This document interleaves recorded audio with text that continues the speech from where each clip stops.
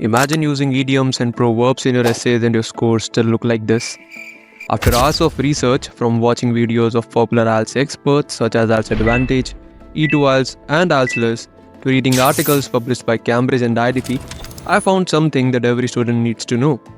The question is, should we use idioms in IELTS Task 2, and does idiomatic language mean idioms? The IDP clearly states to avoid using idioms, overused phrases, and proverbs as they are considered informal and inappropriate to write in a formal essay writing.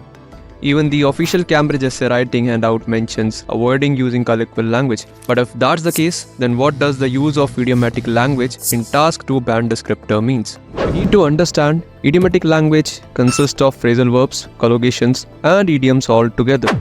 While phrasal verbs and collocations are considered formal depending on the context and can be used in IELTS essay, idioms are always informal. So, it would be better not to look stupid and sacrifice your score just for few fancy looking words, unless you are already a band 7 or 8 writer who knows when and what idioms to use. Hope it helps. It's always peace and love.